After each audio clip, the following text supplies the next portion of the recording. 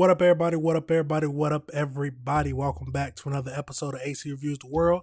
I am your host, AC the Engineer, and we are at episode 101. Let's get it. Yep, episode 101. Moving on up. We're going to be making it to episode 1000. I'm trying to get to One Piece numbers. But we got a lot of things to talk about. It is Monday, January 5th, 2026. I was almost about to say 2025, but we are in 2026. And like always, the news never stops. The crazy things never stop, and there's things that we got to review together. We have to review together. What the hell? A ladybug. We'll worry about that in a second. Lay out a ladybug. But let's get on into it. We got a lot of things to talk about today. First thing we're going to talk about today is the Nicolas Maduro stuff. So we got to get over into that stuff. Did I not? Ooh, see, like I'm already messing up. First thing we're getting over into is Nicolas. Maduro.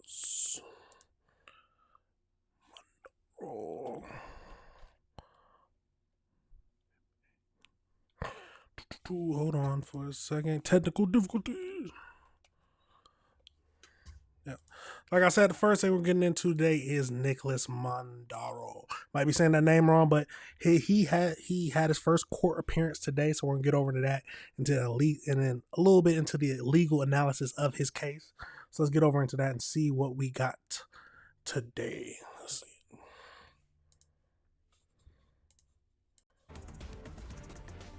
Venezuelan President Nicolas Maduro just pled not guilty in a New York City courtroom days after a U.S. military operation in Venezuela meant he is not the president anymore. He is captured along with his wife, Celia Flores. Here's a look at some of the charges. The former president and his wife pleading not guilty to drug trafficking and other federal charges. If convicted, the two could spend decades in prison. Former Deputy Assistant Attorney General Tom Dupree joins us live. So, Tom, a dictator plucked from another country, captured and then brought to the U.S. to face charges. A lot of questions are swirling over whether Maduro can even get a fair trial in the United States. Tony DeCoppel raised this issue earlier. I thought it was a good question. There's been so much said about him for so many decades. Yes, and look, my take is that Maduro is going to get a fair trial in the United States. Our legal system, although this is certainly an unusual case, has experience in handling these types of things. There was obviously the prosecution of Noriega from Panama many years ago. And of course, every year we have high-profile trials of people in the United States, people as to whom jurors may already come to the job with preconceived notions about the person. We've tried presidential candidates, former presidential candidates, all of that. I think the United States legal system is well equipped, and that Nicolas Maduro will be given due process and a fair trial in the United States. So how will the legality of this case play out? And how will this happen if it's determined unlawful with what happened? My guess is that the legality of Maduro's capture will actually not play a significant role in his prosecution. You'll recall that the same types of arguments were raised in the other example I mentioned of Manuel Noriega of Panama, where part of his legal defense, at least as he tried to present it, was that his capture was unlawful. But the United States courts basically said that's irrelevant. We are just going to focus on the charges that you're confronting and the evidence concerning those charges. We don't care about whether or not your capture was lawful or unlawful. So while I would expect Maduro's defense lawyers to try to make hay out of his capture, my best guess is that the United States judges are going to say this isn't the place for those sorts of arguments. So, and it sounds like basically they're just saying we only focusing on your charges. We don't care how you got here. We don't care anything about that. What are your charges? And we're going to look at it. We don't care how you got here. Let's keep going. Let's talk about precedent. You talk about Manuel Noriega. Can that actually be cited in court to bolster the case of prosecution? It can.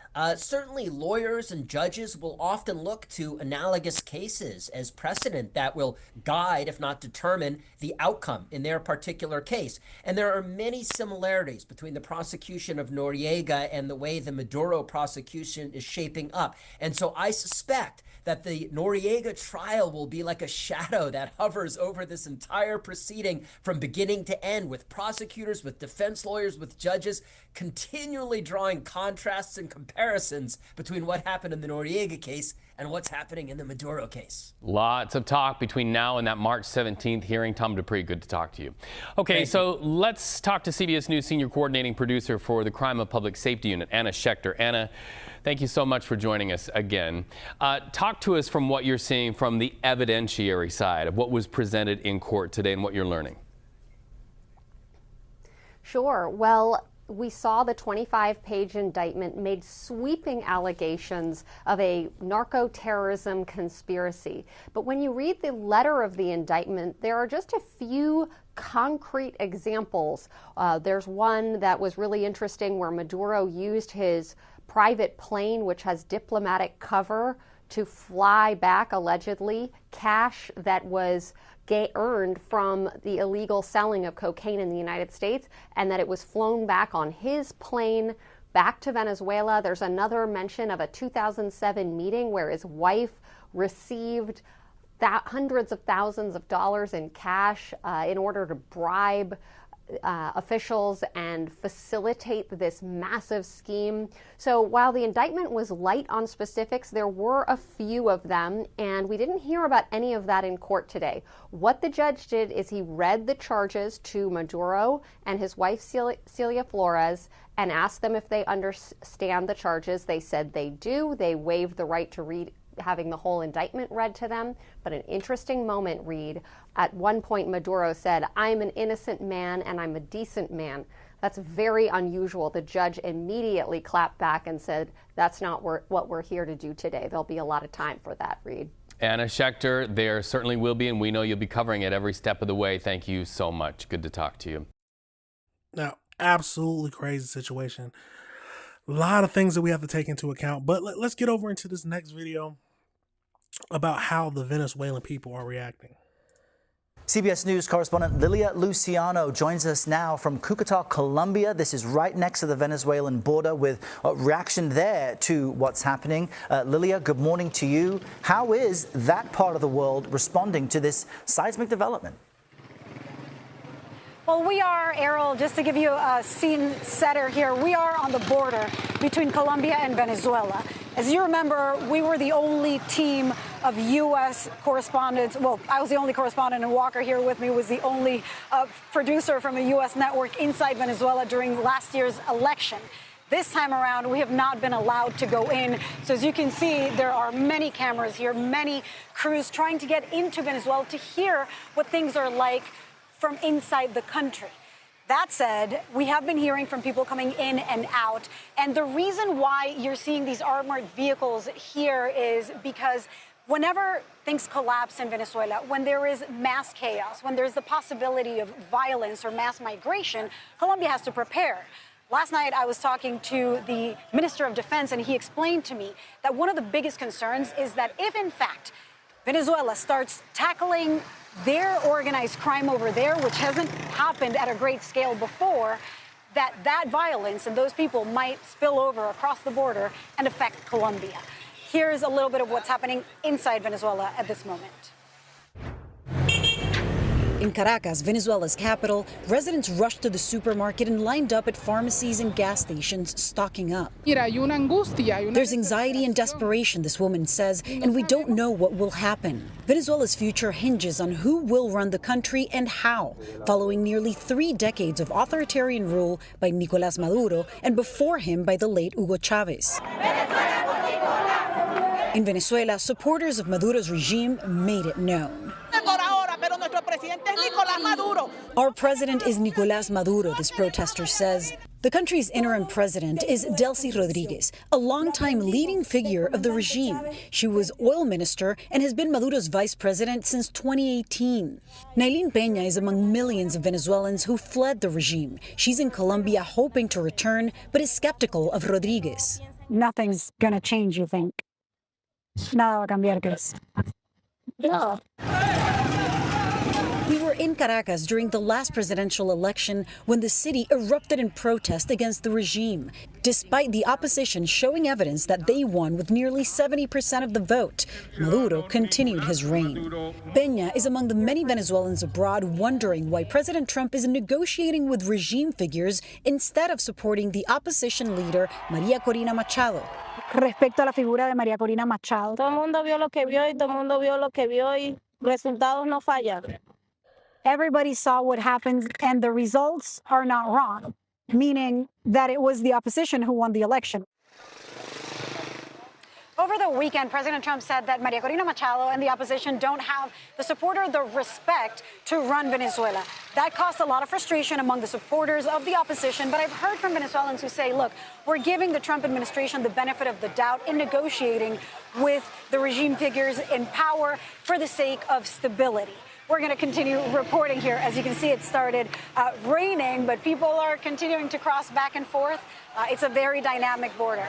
Errol. All right, Lilia, with that live reporting out of Colombia for us with all the latest. Lilia, we appreciate it for you. Yeah, it's a crazy situation going on, crazy situation. A lot of things to think about. But what are your thoughts? What are your thoughts on that whole situation? It's a crazy world, y'all, but we got to review it together. We have to review the world together. But like I said, let me know your thoughts and let me know if you disagree with anything I said. But we're going to pivot over into the next topic. The next topic, it's a wild one. It's a wild one, but let's get over into it. So we got a former officer on trial, and this is all about a school shooting that happened. And they're trying to see if the officer acted how he was supposed to, if he done what he was supposed to do as an officer. So he's on trial right now, and they're picking the jury member. So we're going to get over into a little information about this and see what we can find out. Let's jump over into it. Let's see what we got.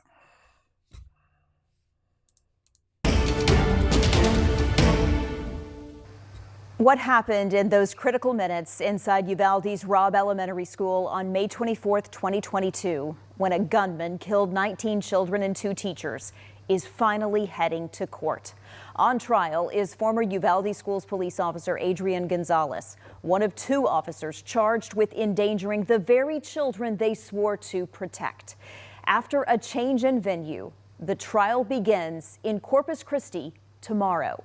Tonight, senior investigative reporter Tanya Eiserer breaks down what Gonzalez did and didn't do that day. Adrian Gonzalez faces 29 counts of abandoning or endangering a child, 19 for the children who were killed and 10 for those who were wounded. He is the first police officer in the state of Texas to be tried under the statute for allegedly failing to take action. And the outcome of this case could have ramifications for law enforcement far beyond that courtroom. The body cam begins with officers running and a warning. Guys, be careful! He might be in that building! Several minutes later, a gunman armed with a long rifle had stepped into Uvalde's Robb Elementary. Shots fired inside the building, Uvalde! Uvalde Schools police officer Adrian Gonzalez and other officers enter through the south side of the school.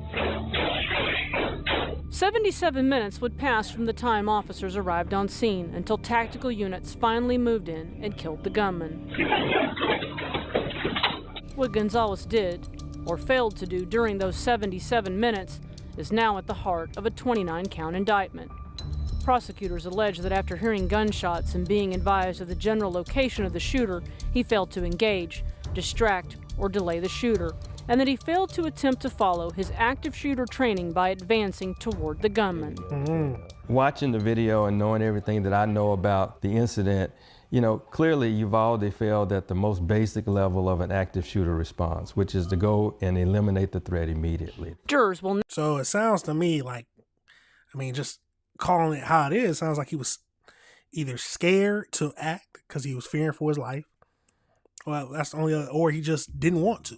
Those are the only 2 options to me. Well, let's keep going. Now have to decide whether those failures weren't just missteps, but criminal acts. This is one that could go either way. Mike Howard is a Dallas criminal defense attorney and former public defender. If I'm the prosecutor, I'm going to say, well, his inaction placed them, in danger. But do you criminalize that? That's right. I'm the defense. Where I'm going to argue is falling short of the mark is not a crime. even being a coward is not a crime. It's June 15th, 2022. That is, I'm not going to stop it too much, but that is the ultimate question. Is being a coward a crime? ABC News obtained an audio recording of a call an investigator made to Gonzalez 22 days after the massacre. Dialing the number at this time. A call that offers a window into his actions and state of mind. This is Gonzalez. When you responded to the school, what did you understand you were responding to as far as the shooting? When I first responded, it was in reference to the Uvalde Police Department traffic of an accident. Then the call came out that the suspect was running with the gun towards the school, so that's why I initiated heading over there. Okay. Because now he was on school property. Were you ever told that it was an active shooter? No. Okay. Were you ever told that it was a barricaded subject? No, sir. The defense is really going to put forward, put yourself in Officer Gonzalez's shoes. When he arrives, what does he know? What does he not know? Good question. According to Gonzalez, after entering the building and hearing gunshots, he attempted to call for a tactical team, but his radio had no reception inside the building. So I stepped out and never went back into that hallway. Did you know that there was children still alive inside the rooms? No, sir. Here's Gonzalez positioned at the corner of the building, talking to the Uvalde police sergeant wearing the body camera, telling him what he saw when he first got there. I saw a teacher on the ground and I thought she had tackled somebody. So when I came up, she was by her side. I saw her running in a cloud of dust. I thought she tackled somebody. Child 911. Here he is just minutes before police stormed the classroom and killed the gunman. You want to start getting kids out? I can start jumping. Cover them. Watch. Go, run over there.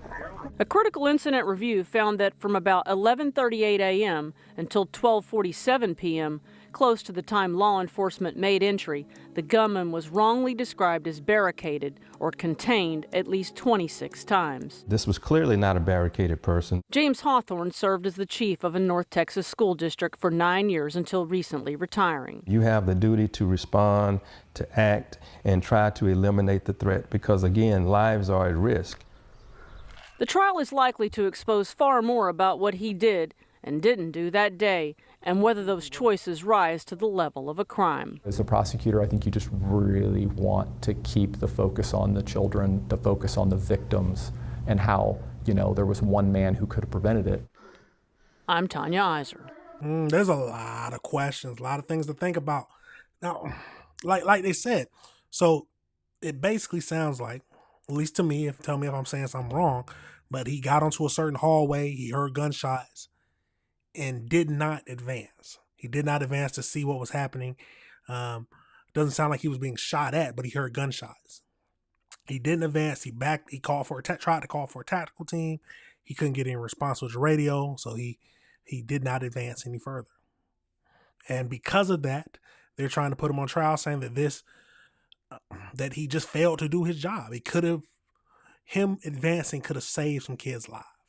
But let's get over to his next video and see if it tells us any more details about it.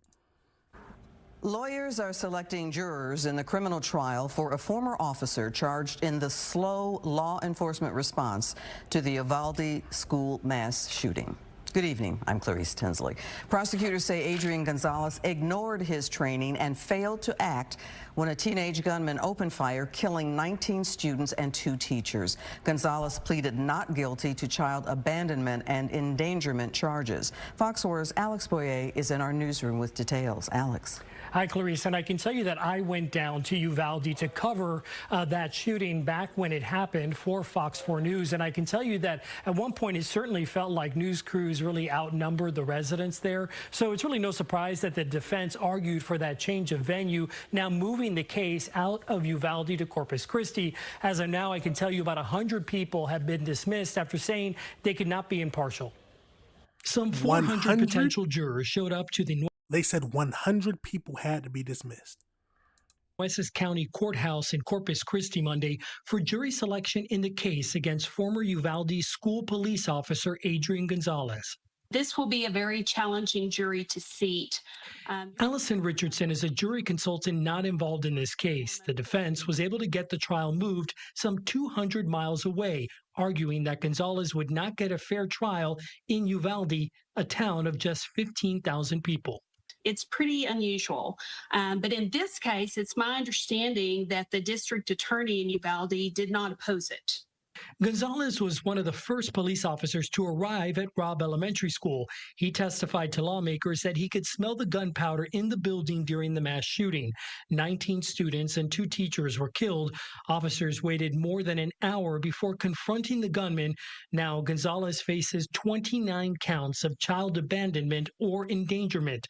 Toby Shook is a defense attorney who has extensive experience handling high-profile cases. The theory of the prosecution is that Officer Gonzalez had recently been trained in active shooting within a month or so of this event, and that part of the indictment is he ignored his training, that he didn't engage the shooter despite hearing shots fired and knowing that where he was barricaded.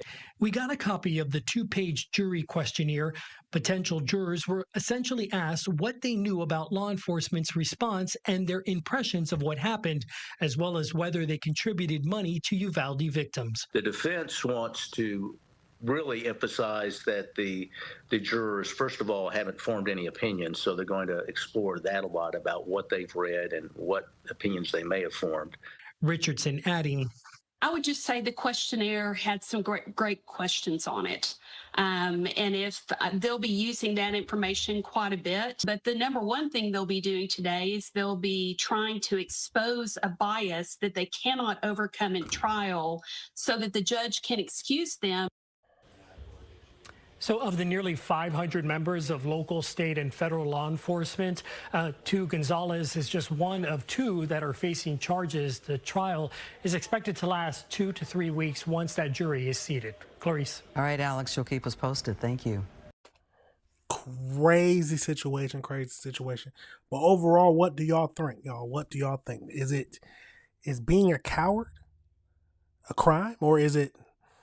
The main thing I'm thinking is, especially since he just went over active shooter protocols, it's going to lean a lot on that.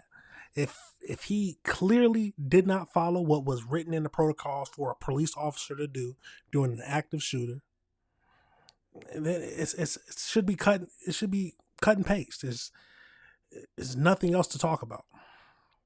But at the end of the day, we do gotta realize that it's ultimately not the officer's fault. At the end of the day, the killer is the one that needs to be blamed.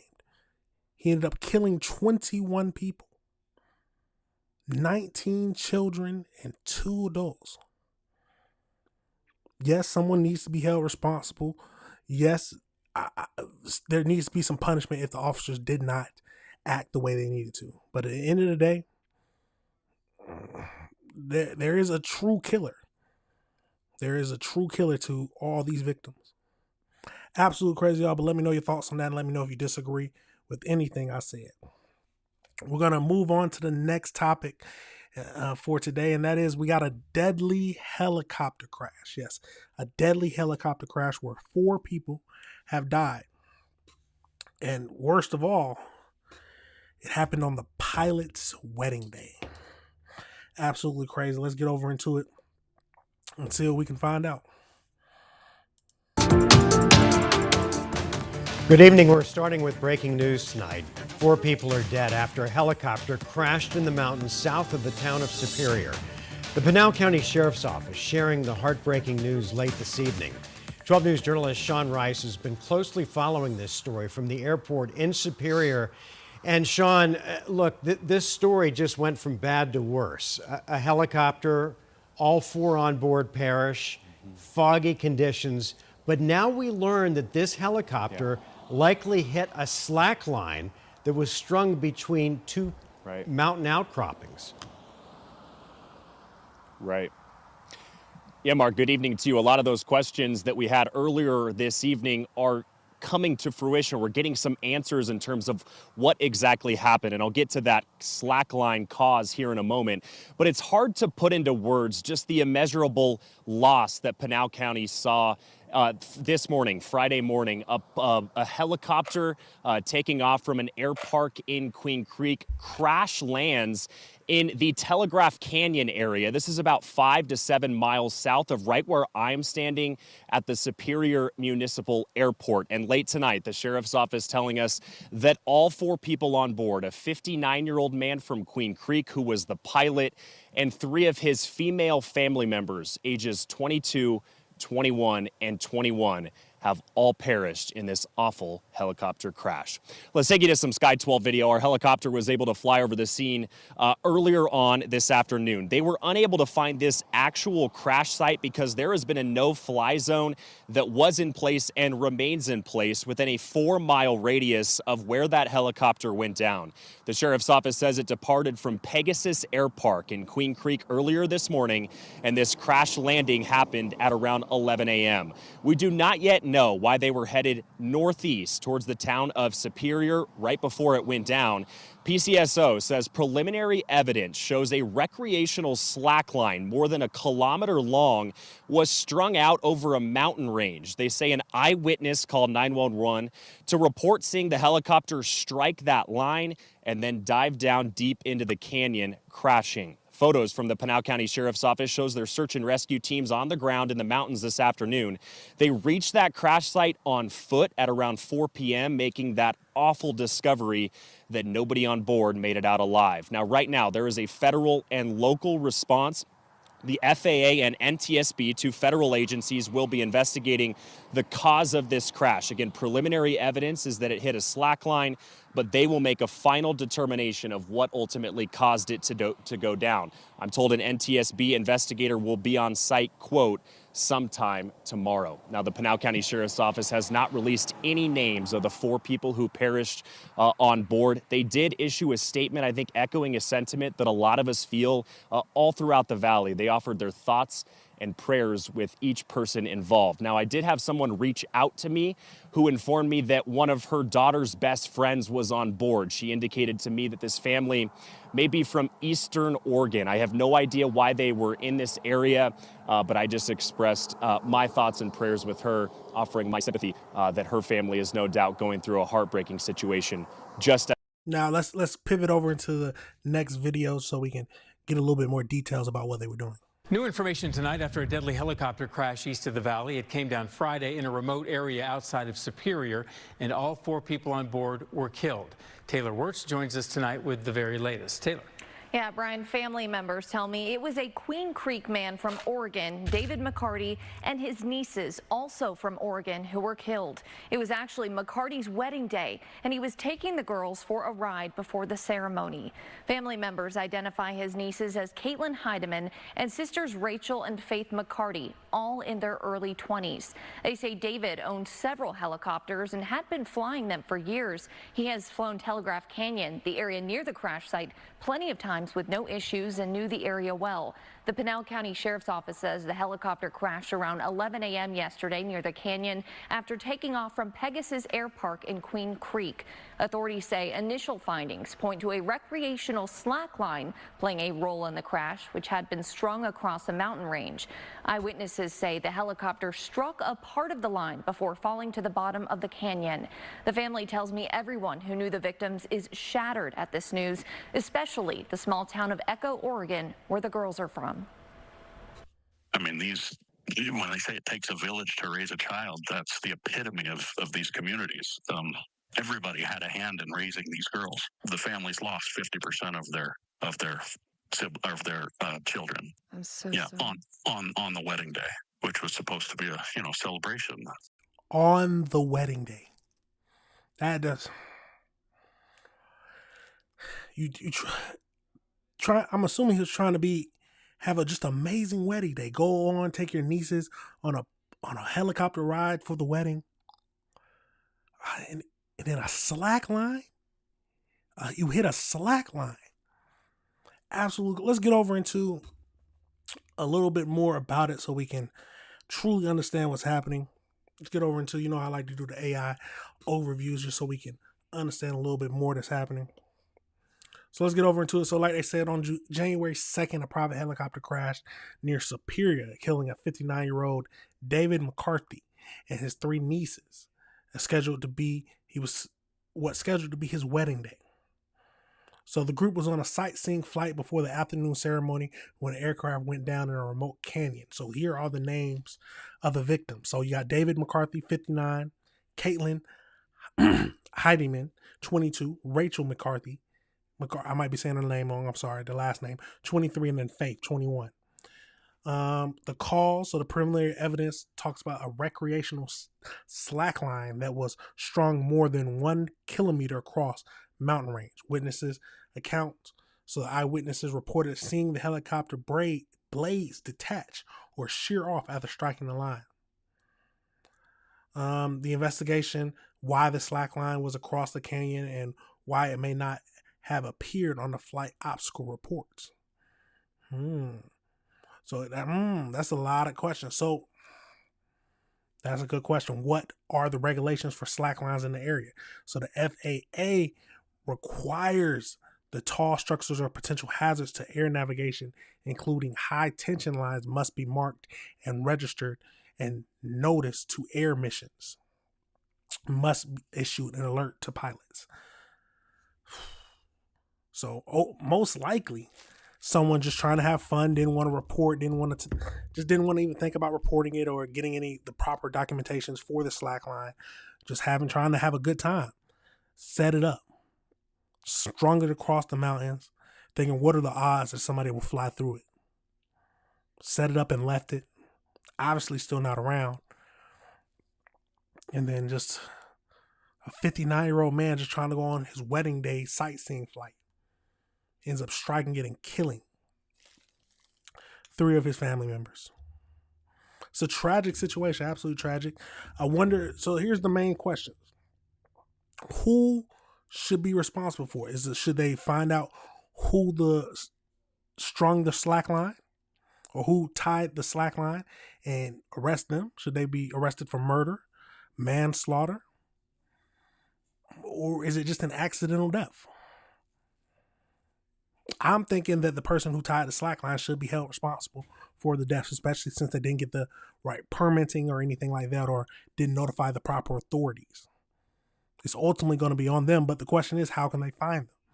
Unless somebody posted about it on social media or something like that, or somebody has any information or comes forward telling why they did it, or that they were with the people who did it, they might never find them. But let me know your thoughts on that situation, y'all. Let me know your thoughts. Let me know if you disagree with anything I said. Absolutely crazy, absolutely crazy. But let's pivot over into the next topic we're going to be talking about today. And we got to go over to J.D. Vance. Oh, no, do we go to J.D. Vance? Yeah, let's go over to J.D. Vance. As you know, or if you don't know, his home was vandalized, or his home was attacked today, one of his homes. So let's get over into it and see what we can learn about this situation, what all we know about it, and get a little background on it. Let's jump over into it.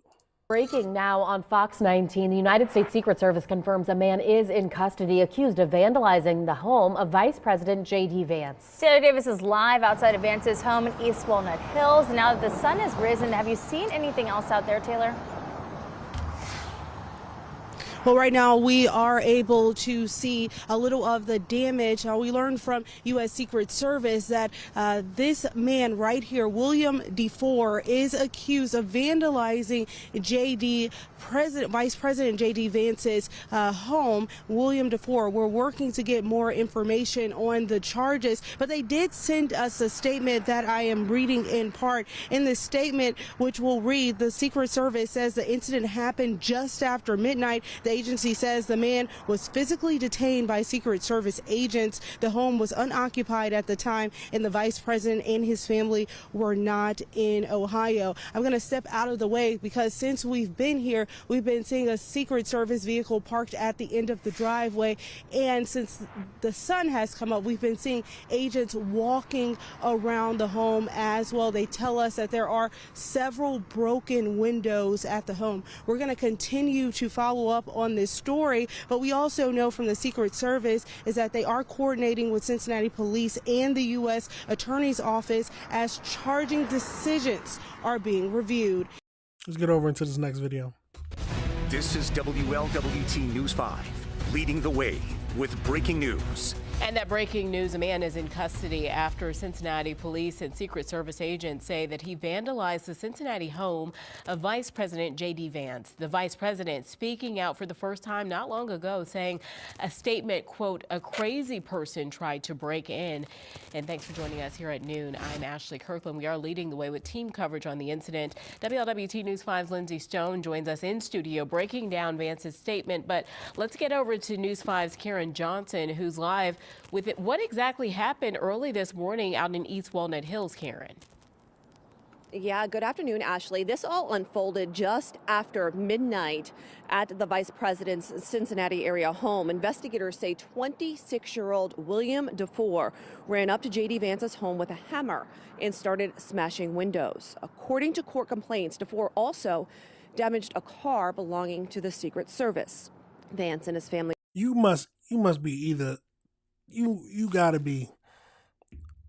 have a lot of stupid in you to vandalize the vice president's home with a hammer. It doesn't sound like, I don't know if he was just looking to go to jail. I don't. Some people are trying to say it might have been an assassination attempt. I just think he might be stupid. We gotta be honest. He might just be stupid. They were not home as they had already returned to Washington, D.C. Court documents indicate a Secret Service agent witnessed what happened and detained DeFore, who is now facing multiple charges in Hamilton County, including vandalism, obstructing official business, criminal damaging, and criminal trespassing. The Secret Service did release a statement this morning saying the man was physically detained by Secret Service agents assigned to the vice president's home. The residence was unoccupied at the time of the incident, and the vice president and his family were not in Ohio. The U.S. Secret Service is coordinating with the Cincinnati Police Department and the U.S. Attorney's Office as charging decisions are reviewed. Now, we are learning more about DeFore's criminal past. He does have a little bit of a criminal past. First, he is from the area. He lives in Hyde Park. He has previous charges. In 2023, he was charged with trespassing on property at UC Health's Psychiatric Emergency Service Building.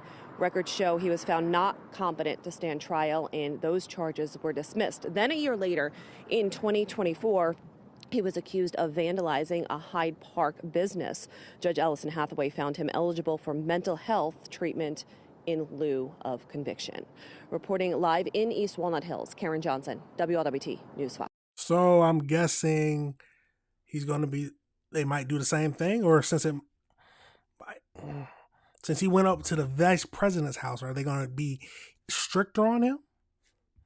Because 2 times he's got caught vandalizing, trespassing, and he's both either gotten not fit to stand trial or some kind of mental health sentencing or mental health evaluation.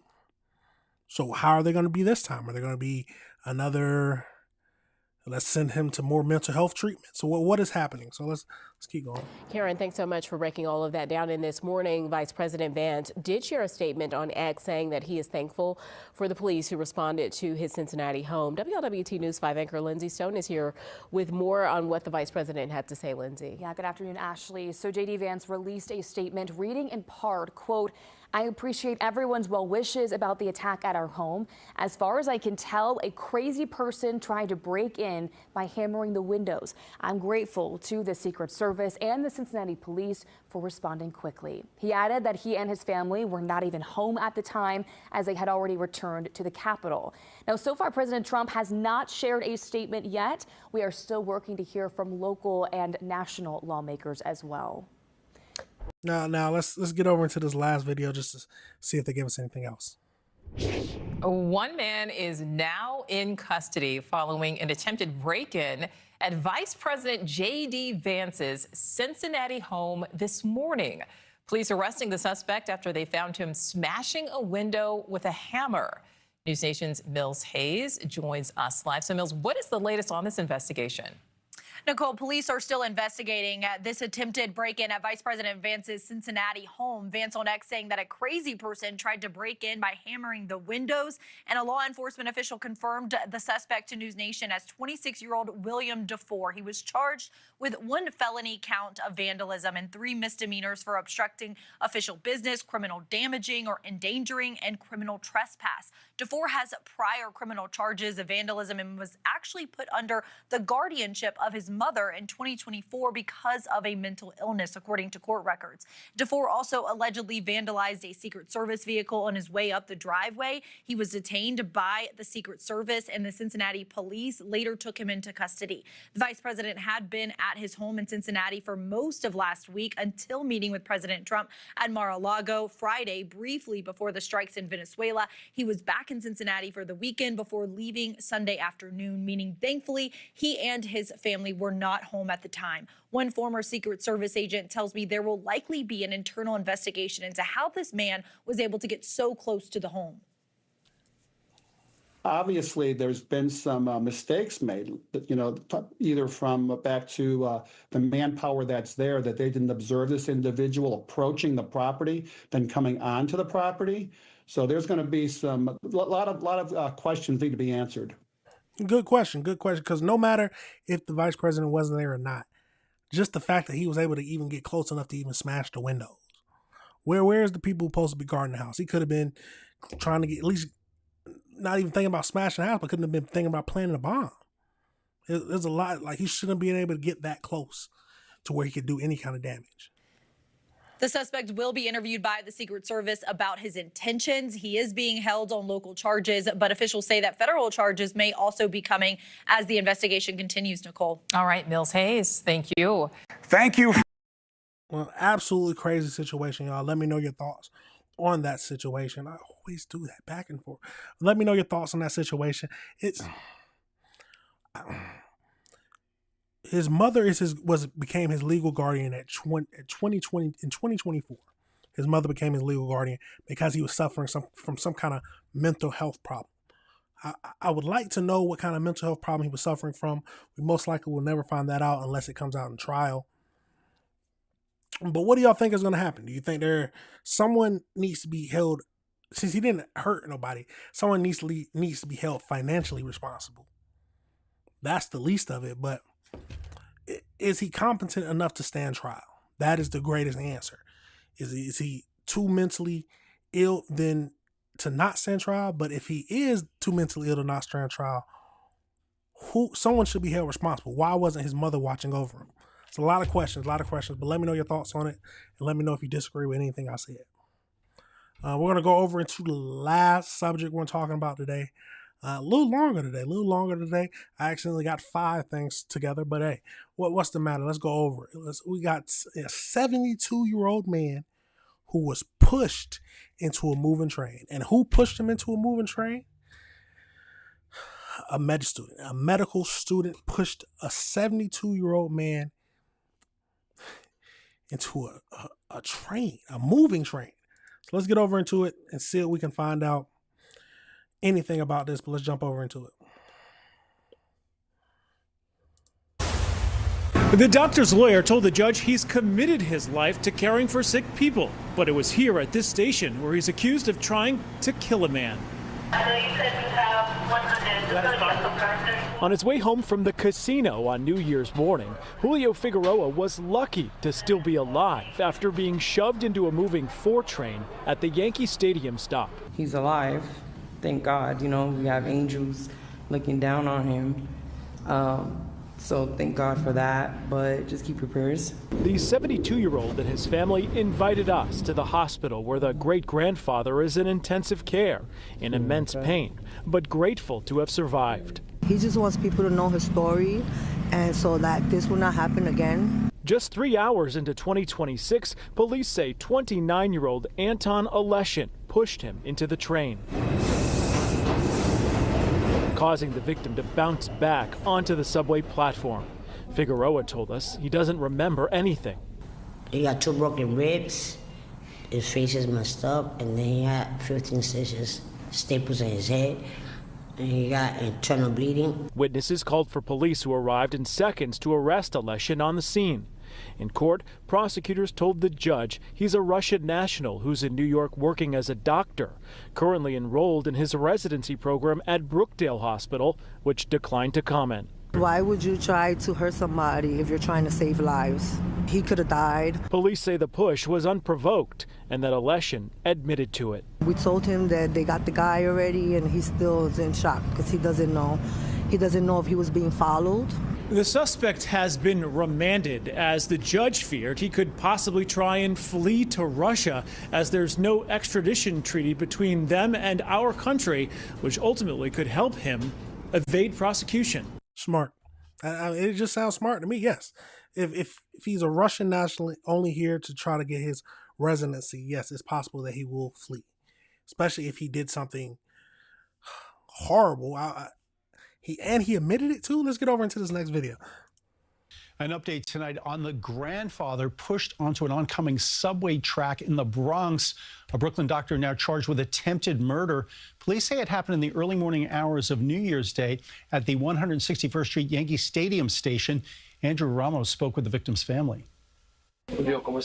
Julio Figueroa is still on the mend in the ICU at Lincoln Hospital. His family invited us in hopes of shedding light on what they say was a cruel and senseless attack. He doesn't really remember what happened. Cops say it was around 3:30 a.m. New Year's Day when the 73-year-old was approached by a complete stranger who shoved him into a southbound 4 train that had just entered the station at the 161st and Yankee Stadium stop.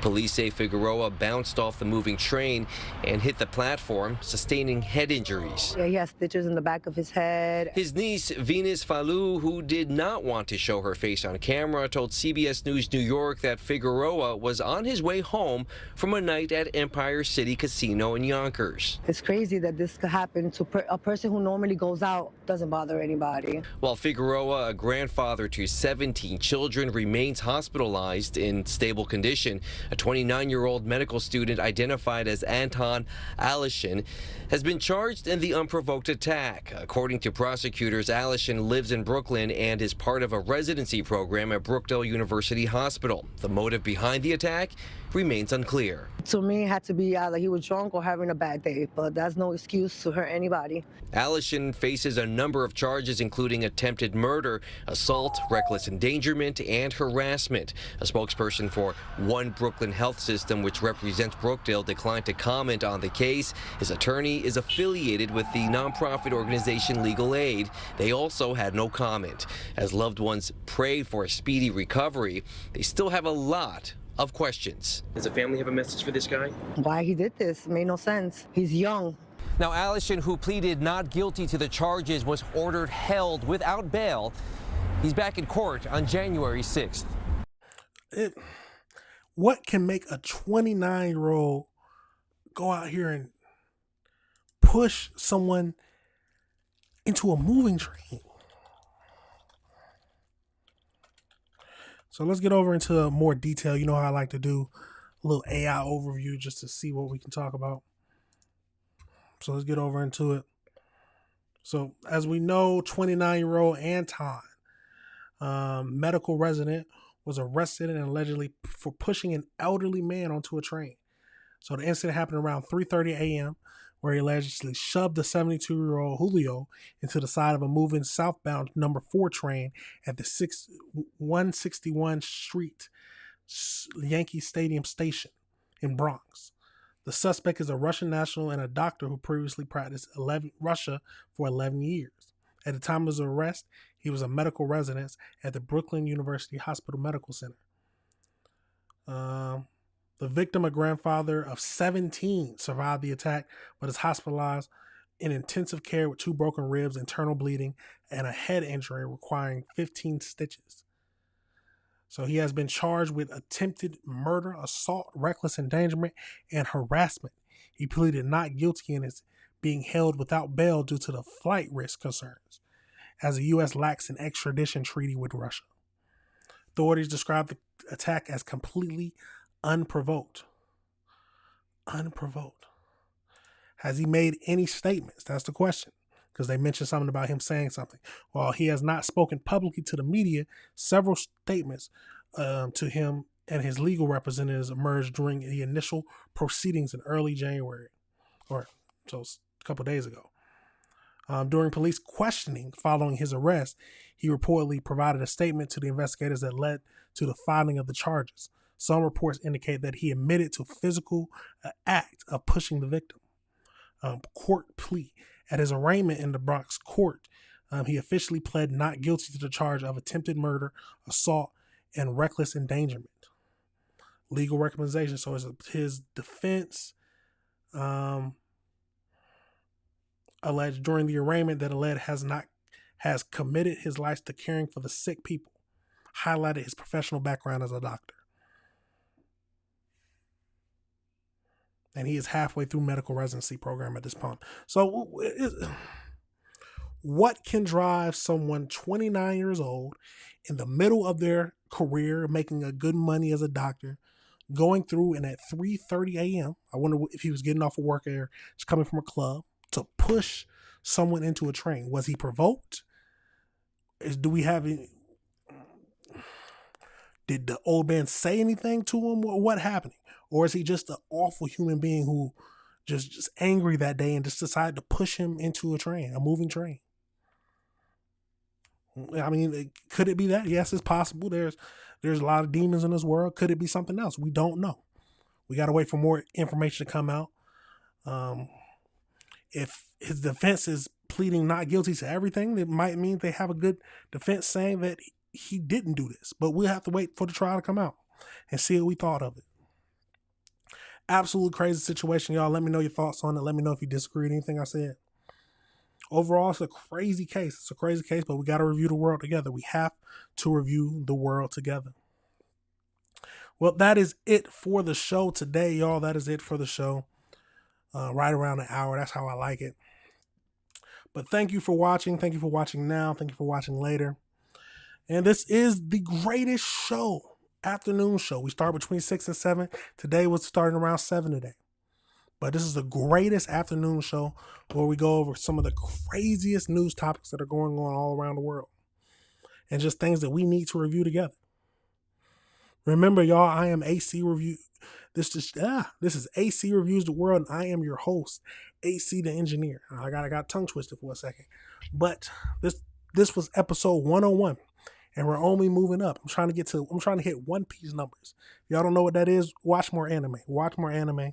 It'll do your body some good. It'll do your body some good.